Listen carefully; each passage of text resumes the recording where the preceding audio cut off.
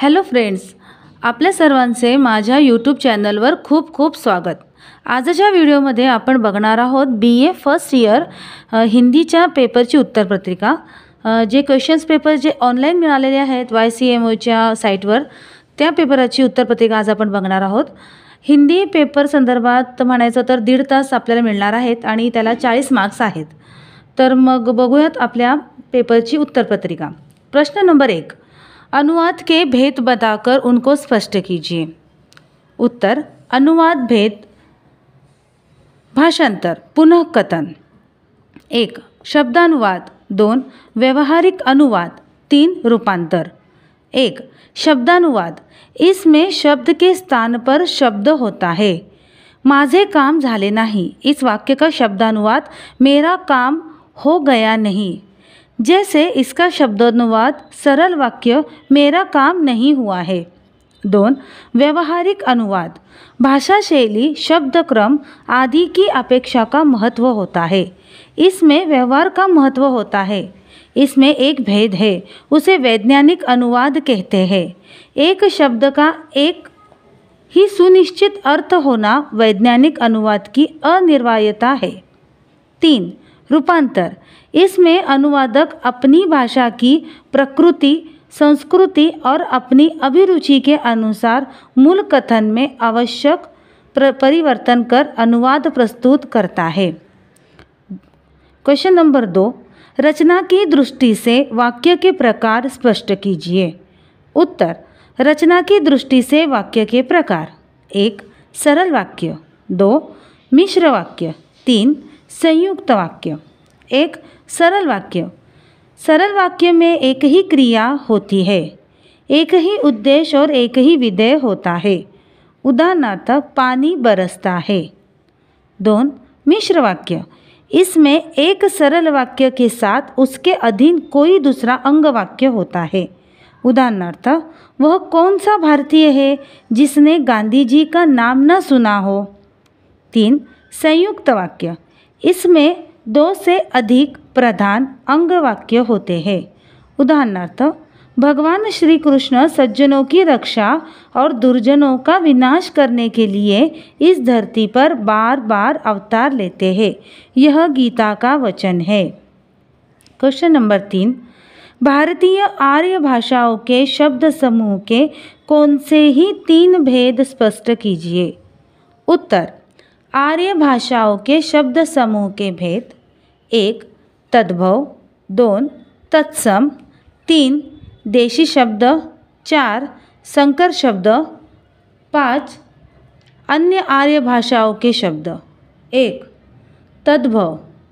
तद्भव शब्द प्राचीन आर्य भाषाओं से मध्यकालीन भाषाओं में होते हुए जो शब्द चले आ रहे हैं उन्हें तद्भव शब्द कहते हैं. तद्भव शब्द संस्कृत भाषा से उत्पन्न हुए हैं. उनकी संख्या अधिक है, जैसे अग्नि आग, गृह घर. 2. तत्सम शब्द. उसके समान किसी भी भाषा के मूल स्रोत के शब्दों को तत्सम शब्द कहते हैं. उदाहरणार्थ, राजा, देव, विज्ञान. 3. देशी या देशज. जो शब्द संस्कृत है न संस्कृत से बने हैं और न विदेश की किसी भाषा से आए हैं, ऐसे शब्द को देशी या देशज शब्द कहते हैं. ऐसे शब्द बोलचाल की भाषा से उत्पन्न होते हैं, जैसे आटा, ठेस, झगड़ा. 4. संकर शब्द. भिन्न भिन्न भाषाओं के शब्दों को जोड़कर बनाए गए शब्दों को संकर शब्द कहते हैं. उदाहरणार्थ, चोर, दरवाज़ा. ये शब्द फारसी और हिंदी भाषा से आए हैं. 5. अन्य आर्य भाषाओं के शब्द. इसमें आर्य भाषाएं एक दूसरे से भी शब्द ग्रहण करती है. उदाहरणार्थ, श्रीखंड. क्वेश्चन नंबर 4, वाक्य के 4 गुण स्पष्ट कीजिए. उत्तर: वाक्य के 4 गुण. 1. सार्थकता. 2. योग्यता. 3. आकांक्षा. 4. सन्निधि। एक, सार्थकता। इसमें वाक्य पूर्ण अर्थ प्रकट करने वाला हो। इसमें हम वाक्य के द्वारा किसी भाव या विचार को व्यक्त करें। 2, योग्यता। शब्दों की आपस में संगति यानी योग्यता। इन पदों में प्रसंग के अनुसार भाव का बोध करने की योग्यता हो। आकांक्षा। आकांक्षा के कारण आशय स्पष्ट होता है। उदाहरणार्थ, केवल राम कहकर चुप हो गए तो हमें ये आकांक्षा रहेगी कि राम कौन है, उसने क्या किया वगैरह। सन्निधि। सन्निधि का अर्थ समीपन। सन्निधि संदर्भ प्रस्तुत करती है। जैसे वाक्य में संदर्भ न हो तो बात निरर्थक अटपटी लगेगी। जैसे पहले कहा जाए चलो और काफ़ी देर बाद बाजार कहा जाए तो इससे कोई अर्थ न निकलेगा। यह वाक्य के गुण है। प्रश्न 5, वाणिज्य पत्रों के भेदों को स्पष्ट कीजिए। उत्तर, वाणिज्य पत्रों के भेद। 1, मूल्य की पूछताछ और मूल्य बताने वाले पत्र। यह पत्र वस्तुओं की आपूर्ति करने वाले बड़े व्यापारी से अन्य व्यापारी मूल्य की पूछताछ करने के लिए अथवा मूल्य सूची मंगाने के लिए लिखे जाते हैं। 2, क्रयादेश पत्र। माल मंगाने के लिए यह पत्र लिखे जाते हैं। जैसे माल का प्रकार, संख्या, श्रेणी, पैकिंग, भुगतान की अवधि और विधि। 3, संदर्भ पत्र। यह पत्र व्यापारी की साख तथा आर्थिक स्थिति का परिचय देते हैं। 4, सूचनादायी पत्र।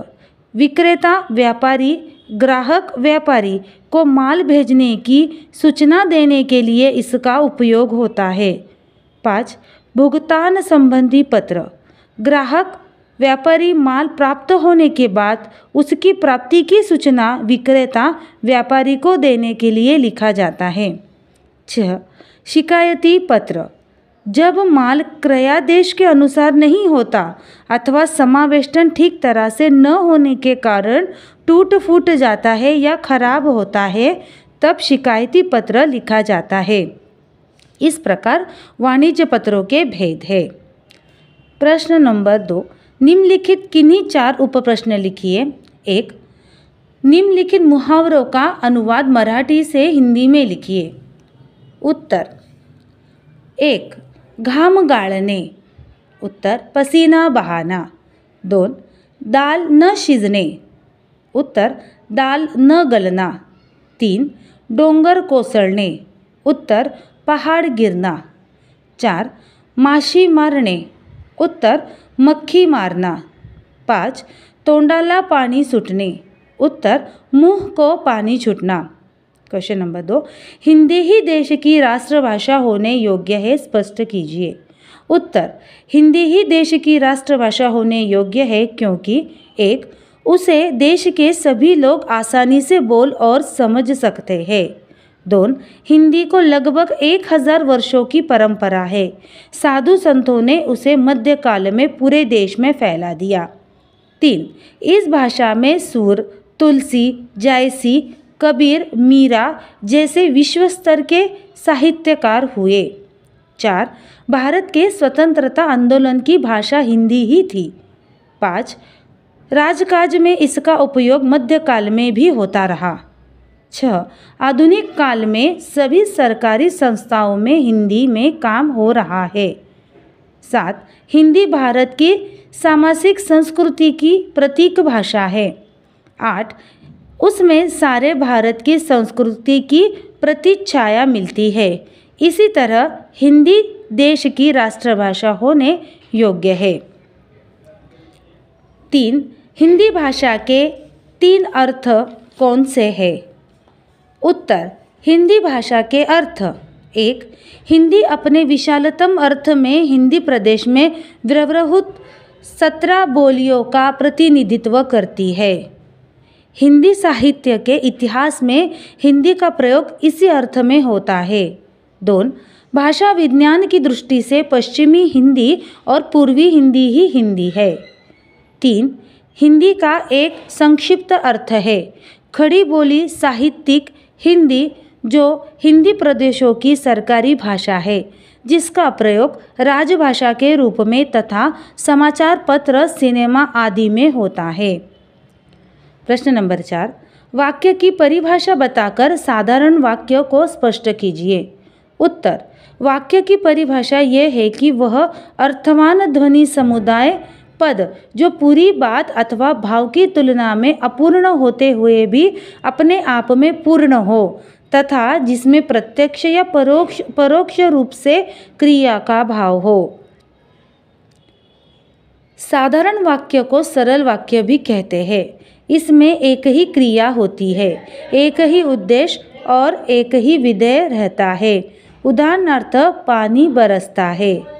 क्वेश्चन नंबर 5, भाषा विज्ञानवेत्ता संसार की भाषाओं को किन कुलों में विभाजित करते हैं।